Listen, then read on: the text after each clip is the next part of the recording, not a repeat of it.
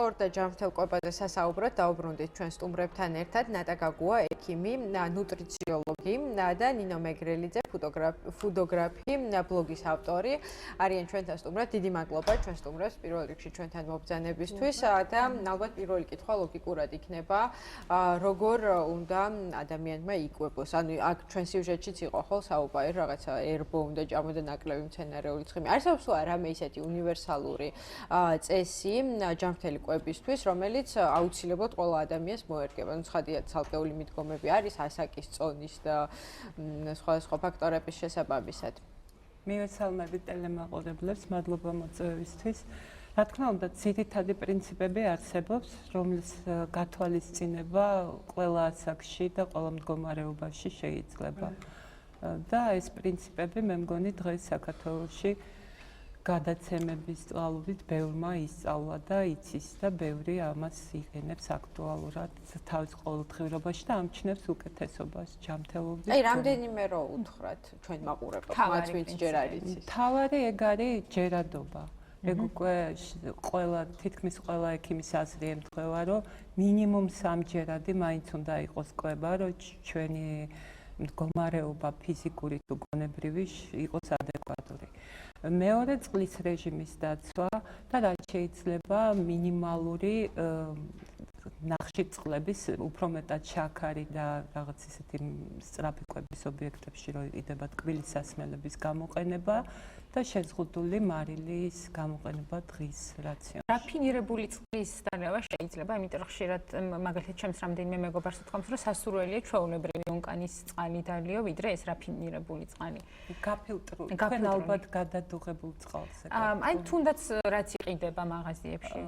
თუ მაღაზიაში ხარისხი შეესაბამება იმას, რაც არის ჩაფიქრებული, რა თქმა უნდა ჯობს, იმიტომ რომ იქ არის გაფილტრული, იქ არის და რაღაც მიკროელემენტებით გამამდიდრებული, მაგრამ ყოველთვის ექიმები და ზოგადად კურორტოლოგები ამას ითვალისწინებენ, რა შემთხვევაში რომელი მინერალური წყალია საჭირო და რატოსით.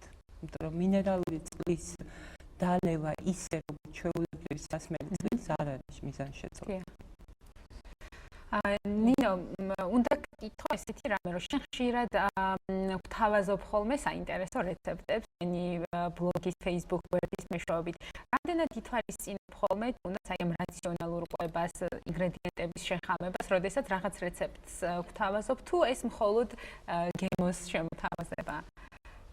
რა თქმა უნდა, ეს არის ძირითადად სასარგებლო პროდუქტები, თქვათ შვიდ, ზეითუნის ზეთი და რაღაც ისეთი პროდუქტების გამოყენებით, რომლებიც ნაკლებად მავნია ჩვენი ჯანმრთელობისთვის.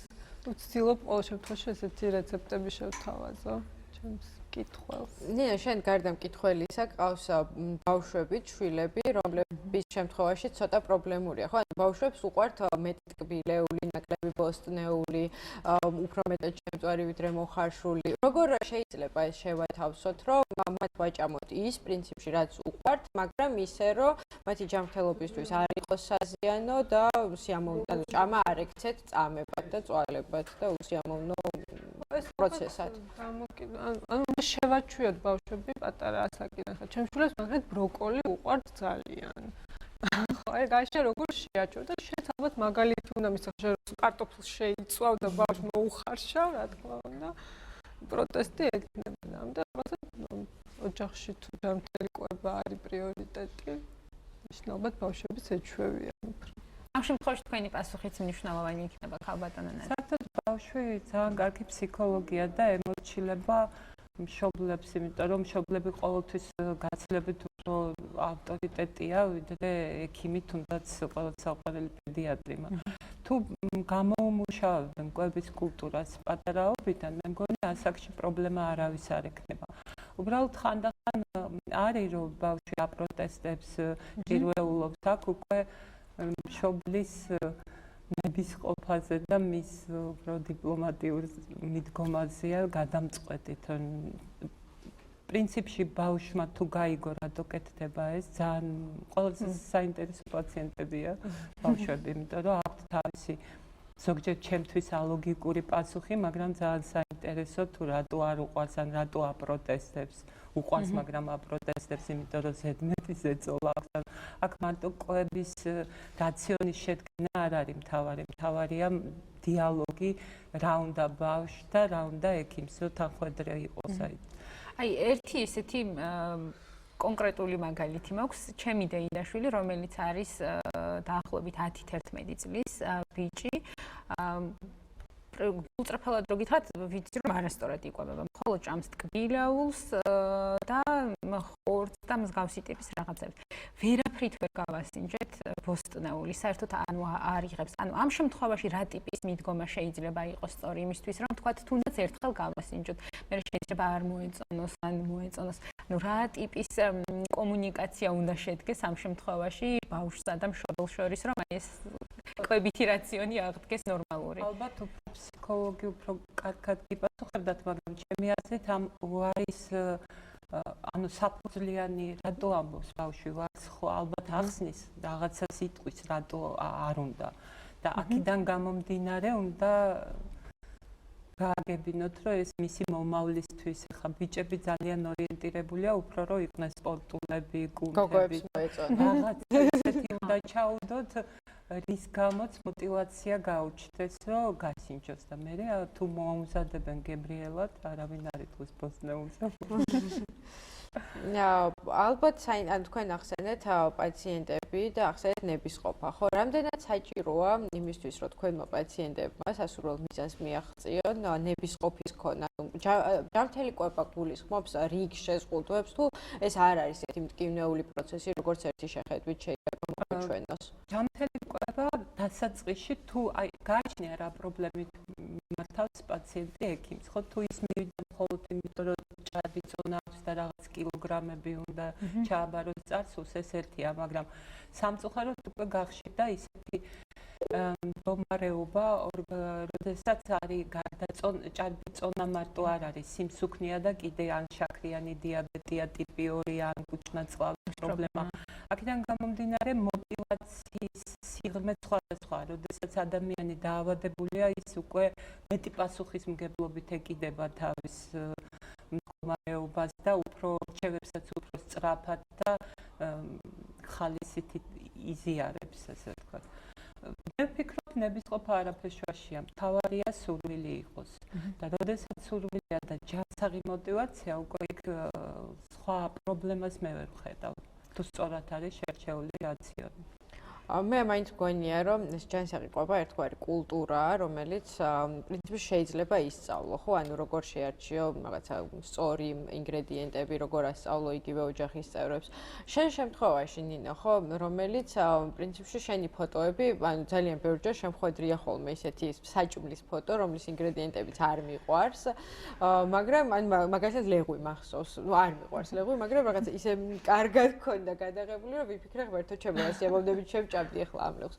ანუ ეს ვიზუალური შეფუთვა, იგივე მიწოდების ფორმები, შეთავსება სხვადასხვა საკვების, იგივე ხორცის და ბოსტნეულის ერთად რამდენად ექვემდებარება ლოგიკას და რამდენად სწავლადია იგივე ოჯახში, შინაურ პირობებში.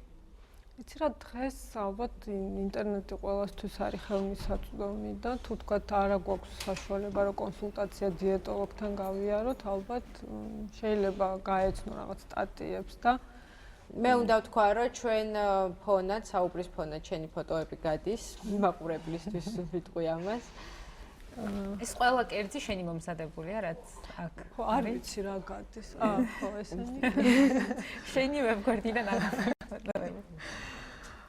ფინანსურად ეს როგორ ხდება? ანუ ძვირი არ ჯდება ამ ჯანსაღი კვება ოჯახისთვის. იცი რა არის? ალბათ, ნუ ხა ძალიან ძვირი არ არის, მაგრამ ვთქვათ, შედიხარ სუპერმარკეტში და გაქვს მოცემული რძის პროდუქტები. ხა ნატურალური რძე შეიძლება რაღაცა 1 ლარით ძვირი ღირდეს, ვიდრე პასტერიზებული და ნუ აქ აკეთებ მე არჩევა. რა თქმა უნდა, ძვირი არის კი, ვიდრე არა ჯანსაღი. ძვირის ფაქტორი დგას ხოლმე, როდესაც ვლაპარაკობთ დიეტოლოგზე და ანუ ესეთი ცუდი პრაქტიკა არსებობს, რომ ადამიანები ნაცვლად იმისა, რომ მივიდნენ პროფესიონალთან, არჩევენ რაღაც თუნდაც იგივე ინტერნეტში აღებულ მზა რეცეპტებს, რომელიც ვინმე ერთის შემთხვევაში, სიტყვაზე მერის შემთხვევაში იყო კარგი და მე ვიღებ ამას ისე რომ სრულიად შეიძლება არ შემესაბამებოდეს. ამ შემთხვევაში ალბათ თქვენგან საინტერესო იქნება რამდენად ხელმისაწვდომია თუნდაც საშუალო სტატისტიკურ ქართველ მომხმარებელზე დიეტოლოგის სერვისი და მეორე რა მნიშვნელობა აქვს ინდივიდუალურად შედგენილ რაციონს და ინდივიდუალურ მიდგომას. იცით, ინდივიდუალური მიდგომას აქვს ის მნიშვნელობა, რომ კომფორტულია, მაქსიმალურად კომფორტია, იმიტომ რომ ექიმმა, ნუტრიციოლოგმა უკვე იცის თქვენი ანამნეზი, იცის რა ქრონიკული დაავადება, რა ისტორია საერთოდ და აქედან გამომდინარე თქვენი ფსიქოლოგიური განწყობა, თქვენი მდგომარეობა როგორ მუშაობთ, ამიტომ ეს არის მაქსიმალური კომფორტი. მაგრამ გეთანხმებით, რომ ყველას ეს არ შეუძლია, ან ფინანსურად ამ დრო არ აქვს ამის, მაგრამ დღეს საქართველოში ყველა დაზღვეულია და ყველას ყავს ოჯახის ექიმი და ოჯახის ექიმებიც მეტნაკლებად ფლობენ ინფორმაციას და ზოგი საკმაოდ კარგად იმისთვის, რომ შეურჩიოს რაციონი. შეიძლება არ იყოს ასე კონკრეტული, ანუ არ იყოს ასეთი ინდივიდუალური და დათვლილი კურსი, მაგრამ იყოს ისეთი, რომ მაქსიმალურად შეესაბამებოდეს ადამიანის მდგომარეობას და მის ანამნეზს. არსებობს თუ არა ესეთი კონკრეტული ანალიზების ჩამონათვალი, ანუ რა ინფორმაცია გჭირდება თქვენი პაციენტისგან იმისათვის, რომ შემდეგ უკვე დაუნიშნოთ მას ინდივიდუალური კვება? პირველ ეტაპზე საკმარისია გასაუბრება და ის ანალიზების ის ჩამონათვალი, რაც წელიწადში ორჯერ ადამიანი ისედაც ანუ სისხლის ანალიზი, სისხლის საერთო ანალიზი, ბიოქიმიური ანალიზი, შარდის ანალიზი და საერთოდ ზოგჯერ ჩივილებითაც შეიძლება მიხვდე კიდე რა გჭირდება დამატებით, ანუ აქ უკვე ესე კონკრეტულად რაღაცა არის აუცილებელი, რაც ყველას სჭირდება და შემდეგ უკვე რა კონკრეტულ, აი რა შედეგებამდე შეიძლება მივიდეს თვითნებური დიეტის შემთხვევაში ადამიანი, რომელმაც აი ესე როგორც ნასტასია მითხრათ, აი ხო რაღაც თვითნებური თუ ლოგიკური, ანუ რაღაც გააზრებული აქვს. მაშინ შეიძლება კარგი შედეგიც მიიღოს. მე არ ვამბობ, რომ ყველა ვინც დიეტოლოგთან არ მიდის, ყველა ცუდად ამთავრებს თავის ამ პროექტს, ან როგორც გინდათ ისე დავარქვათ, მაგრამ არის სავალალო შედეგები, როდესაც ქოლესტერინის რაოდენობა სისხლში ძალიან მაღალია ცილოვანი დიეტის შემდეგ, ნაღლის ბუშტი შეეწირა რომელიღაცა დიეტას. და დიეტის შემდეგ ხშირად უფრო იმატებენ, იმაზე მეტი წონა აქვთ, ვიდრე მანამდე სანამ დიეტას დაიწყებდნენ. ლოგიკური ახსნა, იმიტომ რომ კალორაჟი, როდესაც ძალიან ცოტაა რაციონში და ადამიანი რაღაც პერიოდი ამას გმირულად ითმეს, შემდეგ უბრუნდება მადა, რასაც ვეძახით მგლურ მადას და ვეღარ აკონტროლებს ვერც მადას და აქედან გამომდინარე ეს კილოგრამები ძალიან სწრაფად ბრუნდება. ნინა, შენ თუ გაქვს რაიმე ისეთი რჩევები პრაქტიკული, რაც შეგიძლია უთხრა ჩვენს მაყურებელს, თუნდაც პერიოდულობასთან დაკავშირებით, ან პრიორიტეტული საკვები რა შეიძლება იყოს იმისთვის, რომ თუნდაც ბავშვებისთვის, დასრულებისთვის, რა ვიცი, ოჯახის ყველა წევრისთვის პრინციპში. იცი რა არის? ну, ალბათ უნდა დავიცვათ ესეთი ოქროს წესი, საუზმესთან დაკავშირებით, არ ვიცი, აი ეს საუზმეც ერთგვარი პრობლემაა, ხო, ანუ შენ თვითონ თუ ყოფილ ხარ დიეტაზე? იშვიათად ძალიან. არა, არ ჭირდება ნამდვილად უბრალოდ როგორ ახერხებ აი შენი გამოცდილებიდან გამომდინარე. ვერასოდეს, ძალიან მიჭირს და არა, იმას როგორ ახერხებ დიეტა და ესე კარგად რომ გამოიყო. მადლობა. იცი რა არის, მე ვიკვებები ძალიან მცირე ულუფებით და შეიძლება ალბათ მეხმარება რომ პერიოდულობა როცა მომშივდება შევჭამ ცოტას და შეიძლება ეს იყოს 4-ჯერ, მაგრამ აი ულუფები არის ძალიან პატარა, ვიცი, რაღაც ესე ვარ შეჩვეული და ალბათ ეს მეხმარება, არ ვიცი.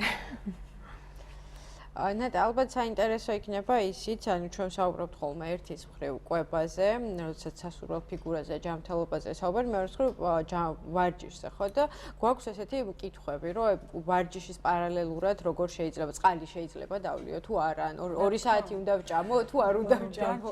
სხვადასხვა სისტემა არსებობს და ინსტრუქტორებმა იციან რა დროს რა დოზით ჭირდება წყლის გაზრდა რაოდენობრივად, ეს ყველა მიცის დღეს. და აქედან გამომდინარე, როდესაც ადამიანს მაგალითად მხოლოდ წონის კლება უნდა, იქ რომელ საფეხურზე უნდა დაემატოს რა ვარჯიში, პირველად კარდიო შემოდის, შემდეგ უკვე ეგ ყველაფერი ძალიან კარგად არის უკვე შესწავლილი და ეტაპობრივად ემატება და იზრდება წონის კლებასთან ერთად თუ სურვილი აქვს თვითონ ადამიანს ვარჯიშის რაოდენობა და დრო. აი ამ ბოლო დროს უკვე ძალიან ისეთი პოპულარული გახდა ბიოპროდუქტები. ის რაც საქართველოში შემოდის, რამდენად ხარისხიანია და რამდენად არის ნამდვილად ბიოლოგიურად სუფთა პროდუქტი და რას ნიშნავს ეს? როგორ უნდა გავარჩიოთ ჩვენ? არ ვიცი, თქვენ ეს ჩემ კომპეტენციას ცდება ეს კითხვა, მაგრამ მე ვიცი რომ ქართული პროდუქცია და საერთოდ მიმაჩნია რომ ჩვენ რახან აქ დავიბადეთ, აქ გავიზარდეთ, ჩვენთვის ყველაზე უფრო მნიშვნელოვანი მაინც ქართული პროდუქტებია და ყოველთვის მინდა ეს ყველამ გაითვალისწინოს და ეს არ არის მარტო პატრიოტიზმი, ეს აბსოლუტურად ლოგიკურია და გენეტიკურად ჩვენი მცენარეები და თუნდაც ჩვენ ნებისმიერი ძის პროდუქტი. თუმცა ხშირად არასწორად მოყავთ ეს პროდუქტები შხამქიმიკატებით, ამ შემთხვევაში ალბათ ნაკლებად სუფთაა. ხო, აი ეს სამწუხაროდ ეს ამ კითხვაზე მე ამომწურავ პასუხს მართლა ვერ გაგცემთ, მაგრამ თუ ჯანსაღია პროდუქტი და უბრალოდ ისე როგორც წარსულში იყო, ხო? ქართული სამზარეულო ერთ-ერთი საუკეთესო მსოფლიო სამეულში შედის ქართული სამზარეულოს ფენომენიც არსებობს. აქედან გამომდინარე, თუ ჩვენ ძველს გავიხსენებთ და დაუბრუნდებით ისე იმას, რაც გვაქვს და რაც ოდნაც გვაქვს, ის საკმარისია, რომ სწორი კვება გამოგვივიდეს. ჯანსაღი კვება გამოგვივიდეს და ჯანსაღი პროდუქტები გვქონდეს და მე დიდი იმედით ველოდები იმ დროს, როდესაც ჩვენი პროდუქტები იქნება კიდე ერთ-ერთი საუკეთესო და არ დაგვჭირდება. ნუ ალბათ მრავალფეროვნებისთვის საჭიროა, მაგრამ ძირითადად მაინც ჩვენ პროდუქტებზე გაკეთდება საქართველოში აქცენტი. დიდი მადლობა უნდა გადაგიხადოთ. ჩვენი სტუმრები იყვნენ მაყურებელს შევახსენებ ნატა გაგუა, ექიმი, ნუტრიციოლოგი და ნინო მეგრელიძე, ფუდოგრაფი და ბლოგის ანუ ინტერნეტ პროექტის ავტორი. ნინოს ფოტოები ფონად გაგვდევდა. ქალბატონ ნატას შეგიძლიათ მიმართოთ იმ შემთხვევაში, თუ რაღაც კითხვები გაგიჩნდებათ თქვენს რაციონთან და წოდასთან დაკავშირებით. ახლა ჩვენს ეთერში მოკლე ვიდეო დაიჯესტის დროა. რამდენიმე წუთში დაგიბრუნდებით, თქვენ უყურებთ კომუნიკატორს.